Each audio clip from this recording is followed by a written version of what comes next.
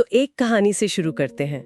सोचिए, एक smart ambitious college student है जिसकी आंखों में कॉर्पोरेट दुनिया पर छा जाने के सपने हैं। बिल्कुल, वो बड़े बड़े सीईओज और कामयाब लोगों के भाषण सुनता है, नोट्स बनाता है और अपना पूरा भविष्य प्लान कर रहा है। लेकिन एक दिन उसका दोस्त उसे कहीं और ले जाता है, एक साधु को सुनने। और उस शाम उस हॉल में बैठकर उस स्टूडेंट की जिंदगी की दिशा ही बदल जाती है। वो साधु बात कर रहे थे निस्वार्थ सेवा की, सेल्फलेस सैक्रिफाइस की। उन्होंने एक बात कही, हमें ऐसे पेड़ लगाने चाहिए जिनकी छांव में बैठने का हमारा कोई इरादा ना हो। और ये एक लाइन उस लड़के के दिल दिमाग में ऐसी उतरी कि उसने कॉर्पोरेट लैडर की जगह एक अलग ही रास्ता चुन लिया। और यही लड़का और उसका ये जो सफर है, इस किताब थिंक लाइक अ मॉन्क की नींव है।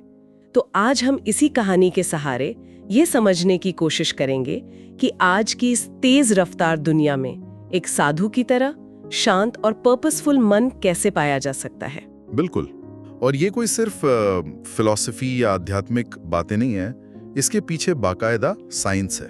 अच्छा? हाँ, जब वैज्ञानिकों ने मैथ्यू रिकार्ड नाम के एक बौद्ध साधु के दिमाग को स्कैन किया तो वो हैरान रह गए। उनके दिमाग में जो गामा वेव्स की एक्टिविटी थी वो इतनी ज्यादा थी जितनी आज तक किसी में नहीं देखी गई। गामा वेव्स, ये क्या होती हैं? ये वेव्स सिर्फ खुशी से नहीं बल्कि हाई लेवल फोकस, मेमोरी और कॉन्शियसनेस यानी गहरी चेतना से जुड़ी होती हैं।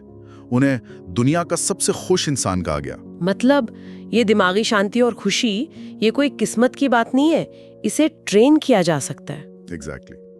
और इस सफर का पहला पड़ाव वहीं से शुरू होता है। कहाँ से? पहला और सबसे मुश्किल पड़ाव है बोझ उतारना। इसे किताब में लेट गो कहा गया है और इसकी शुरुआत होती है हमारी सबसे बड़ी उलझन से, हमारी पहचान। एक समाजशास्त्री ने बड़ी गहरी बात कही थी, मैं वो नहीं हूं जो मैं सोचता हूं कि मैं हूं, मैं वो भी नहीं हूं जो आप सोचते हैं कि मैं हूं। तो फिर मैं कौन हूँ? मैं वो हूं जो मैं सोचता हूं कि आप मेरे बारे में सोचते हैं। अरे, ये तो सुनने में ही चक्कर आ गया। मतलब हमारी पहचान हमारे हाथ में है ही नहीं, वो दूसरों की राय से बनी है। ज्यादातर लोगों के लिए। हाँ, हमारी असली पहचान एक साफ शीशे की तरह है, लेकिन बचपन से ही परिवार, दोस्त, समाज और अब सोशल मीडिया उस पर अपनी उम्मीदों और राय के धूल जमा करते रहते हैं और हम उसी धूल भरी छवि को अपनी सच्चाई मान लेते हैं। हाँ, ये तो है। इस किताब के लेखक जे शेट्टी जब अपने परिवार को बताते हैं कि वो साधु बनना चाहते हैं तो उनकी माँ की पहली चिंता यही थी, लोग क्या कहेंगे। ओह हाँ, ये तो हमारे समाज की सबसे बड़ी चिंता है। उसका ब्रेन वॉश हो गया है या इतनी अच्छी पढ़ाई लिखाई पर बात कर दी, ये सब सुनने का डर। बिल्कुल, और साधु की तरह सोचने का पहला कदम ही यही है, इस बाहरी शोर को फिल्टर करना। आश्रम में उनका अनुभव इसी पर आधारित था, सिर मुंडवाना, सिर्फ 2 भगवा कपड़े रखना, कोई आईना नहीं। ये सब क्यों? ये सब बाहरी पहचान को मिटाने के तरीके थे। जब बाहरी पहचान नहीं रहती तब आपको मजबूरन अपने अंदर झांकना पड़ता है। लेकिन हम सब तो आश्रम नहीं जा सकते। अपनी रोजमर्रा की जिंदगी में इस बाहरी शोर को कैसे कम करें? किताब एक लाइफ ऑडिट का सुझाव देती है। बस 1 हफ्ते के लिए देखिए कि आपका समय और पैसा कहाँ जा रहा है। क्या वो उन चीजों पर खर्च हो रहा है जो आपके लिए सच में मायने रखती हैं? जैसे अगर हमारे पास सोशल मीडिया पर 30 मिनट बिताने का समय है पर 10 मिनट ध्यान या अपने परिवार से बात करने के लिए नहीं, तो ये एक इशारा है कि हमारी प्राथमिकताएं दूसरों की बनाई हुई हैं, हमारी अपनी नहीं। बात तो सही है। अच्छा, तो एक बार जब हम ये बाहरी शोर पहचान लेते हैं तब अगला चैलेंज आता है अंदर के शोर का, जिसे किताब मन की माइंड कहती है। हाँ, वो बंदर जो एक डाल से दूसरी डाल पर कूदता रहता है। बिल्कुल। हमारे दिमाग भी ठीक उसी बंदर की तरह है ना? एक पल वो भविष्य की चिंता करता है, अगले ही पल अतीत पर पछताता है, फिर किसी की कही बात पर गुस्सा होता है। एक साधु का मन या मॉन्क माइंड उस बंदर को शांत करना सिखाता है। पर कैसे? ये नकारात्मकता तो हर जगह है, ऑफिस की गॉसिप, न्यूज में बुरी खबरें। इसके लिए साधुओं का एक बहुत प्रैक्टिकल तरीका है, स्पॉट, स्टॉप, स्वॉप, यानी पहचानो, रोको और बदलो। स्पॉट, स्टॉप, स्वॉप, ठीक है। पहला कदम है स्पॉट। बस 1 हफ्ते तक ध्यान दें कि आप दिन में कितनी बार शिकायत करते हैं या किसी की आलोचना करते हैं। ज्यादातर लोग ये देखकर हैरान रह जाते हैं कि उनकी आदत बन चुकी है। हाँ, ये तो शायद पता भी नहीं चलता होगा। फिर आता है स्टॉप। हाँ, उस नेगेटिविटी को वहीं रोकें। एक पुरानी कहावत है, घास वहीं ज्यादा हरी होती है जहां आप उसे पानी देते हैं। अगर आप नकारात्मक विचारों को तवज्जो देंगे तो वो और मजबूत होंगे। और तीसरा कदम स्वैप। और सबसे शक्तिशाली कदम है स्वैप। नेगेटिविटी को पॉजिटिविटी से बदलो। जैसे किसी से शिकायत करने के बजाय सीधे और शांति से उससे बात करें। ये अपने दिमाग को रीट्रेन करने जैसा है। और मुझे लगता है इस पूरी प्रक्रिया में माफी यानी फॉरगिवनेस का भी एक बड़ा रोल होगा। सबसे बड़ा। माफी नकारात्मकता के बोझ को उतार फेंकने का सबसे बड़ा जरिया है। ट्रांसफॉर्मेशनल फॉरगिवनेस यानी किसी को बिना किसी उम्मीद के माफ कर देना। या आप उसके लिए नहीं, अपने मन की शांति के लिए करते हैं। और शायद नकारात्मकता का सबसे बड़ा कारण डर है। भगवत गीता में अर्जुन की कहानी है, युद्ध के मैदान में दुनिया का सबसे बड़ा धनुर्धर भी डर की वजह से हथियार डाल देता है। सही कहा, डर हमारी काबिलियत को हमसे छीन लेता है। लेकिन किताब कहती है कि डर दुश्मन नहीं है, ये एक सिग्नल है। एक सिग्नल? हाँ बिल्कुल। यहाँ बायोस्फीयर 2 का एक कमाल का उदाहरण दिया गया है। वैज्ञानिकों ने एक बहुत बड़े शीशे के गुंबद के अंदर एक पूरा इकोसिस्टम बनाया, पेड़ पौधे सब कुछ। अच्छा। सब ठीक था, पर पेड़ एक ऊंचाई तक बढ़ते और फिर अचानक गिर जाते। ये तो अजीब बात है, सब कुछ कंट्रोल में था, फिर भी क्या वजह निकली इसकी? वजह थी हवा। उस गुंबद के अंदर कोई तेज हवा या तूफान नहीं था। बाद में समझ आया कि हवा का दबाव और संघर्ष ही पेड़ों की जड़ों को मजबूत बनाता है। बिना चुनौतियों के वो पेड़ अंदर से कमजोर रह गए। वाह, मतलब डर और चुनौतियां हमें मजबूत बनाने आते हैं। बिल्कुल। और साधुओं का नजरिया है डिटैचमेंट या अनासक्ति का। यह समझना कि इस दुनिया में कुछ भी हमेशा के लिए हमारा नहीं है, सब कुछ उधार का है। जैसे हम होटल अर्थ में कुछ समय के लिए ठहरे हों। जब ये मोह छूट जाता है तो खोने का डर भी कम हो जाता है। हाँ, तो जब हम ये सारा बोझ पहचान का, नेगेटिविटी का, डर का उतार देते हैं, तब मन में एक जगह बनती है। और यहीं से सफर का दूसरा पड़ाव ग्रो यानी खुद को विकसित करना शुरू होता है। और इसकी नींव क्या है? इसकी नींव है उद्देश्य, जिसे किताब में धर्म कहा गया है। पर यहाँ धर्म का मतलब मजहब नहीं है। तो फिर क्या है? ये 3 चीजों का संगम है।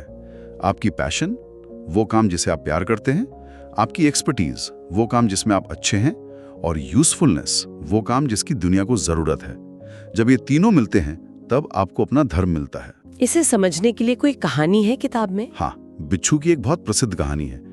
एक साधु नदी में डूबते हुए एक बिच्छू को बचाने की कोशिश करता है। जैसे ही वो उसे हाथ पर उठाता है, बिच्छू डंक मार देता है। उफ। साधु का हाथ झटक जाता है और बिच्छू फिर पानी में गिर जाता है। साधु फिर कोशिश करता है, बिच्छू फिर डंक मारता है। पास खड़ा एक आदमी पूछता है, आप पागल हैं क्या?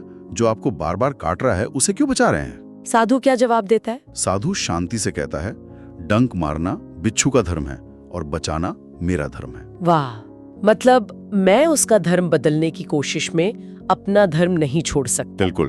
आपका उद्देश्य बाहरी परिस्थितियों पर निर्भर नहीं करता, वो आपका स्वभाव है। लेकिन हम अपना धर्म खोजें कैसे? हम अक्सर 2 बातें सुनते हैं, एक तुम कुछ नहीं कर सकते और दूसरी तुम कुछ भी बन सकते हो। और किताब कहती है कि सच इन दोनों के बीच में है।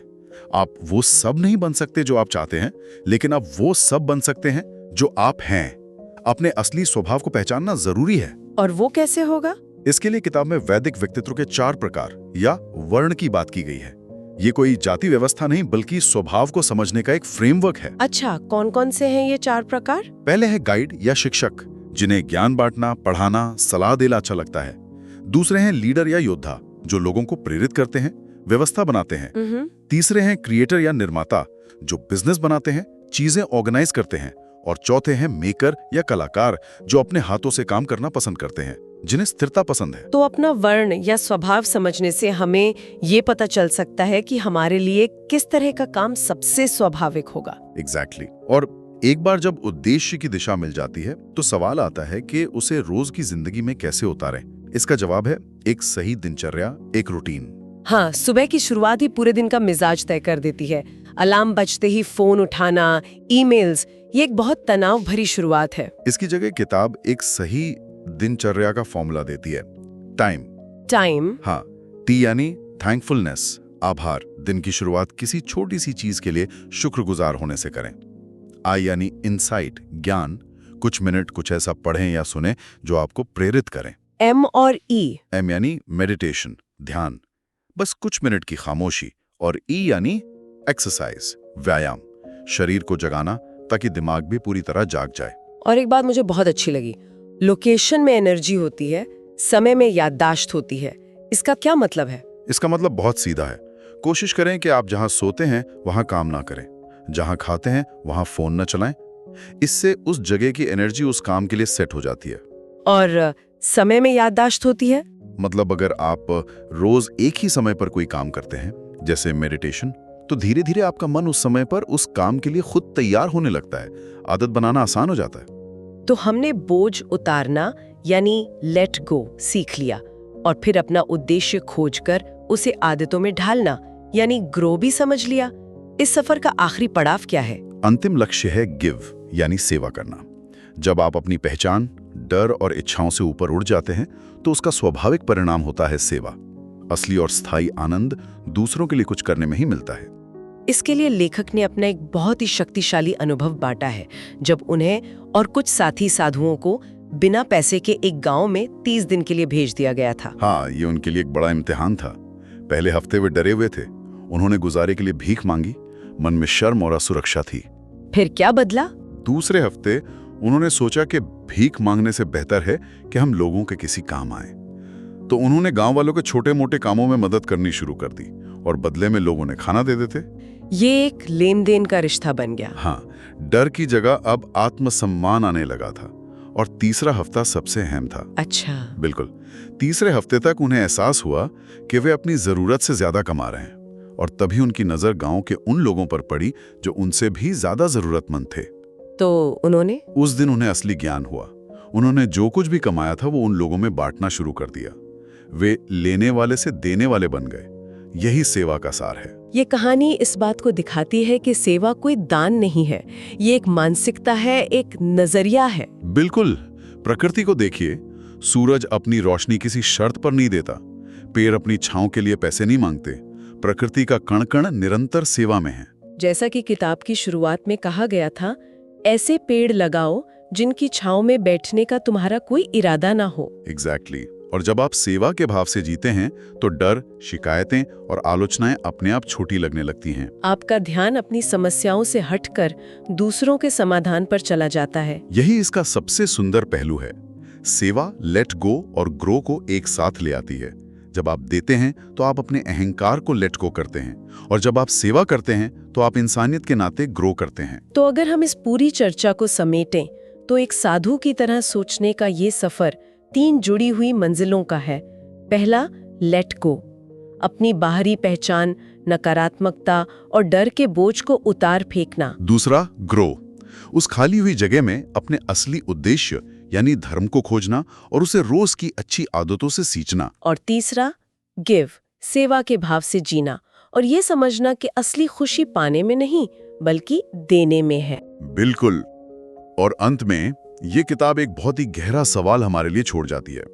एक पल के लिए सोचिए, अगर आज आपका अंतिम संस्कार हो तो लोग आपको कैसे याद रखेंगे? वो आपके बारे में क्या कहेंगे? और फिर ये सोचिए कि आप कैसे याद किए जाना चाहते हैं। इन दोनों तस्वीरों के बीच का जो फासला है, जो आप असल में हैं और जो आप बनना चाहते हैं, वही फासला आपके जीवन का काम है। उस फासले को भरना ही इस पूरी यात्रा का मकसद है। ये सोचने के लिए एक बहुत गहरा विचार है कि हम अपनी बची हुई जिंदगी को कैसे जीना चाहते हैं।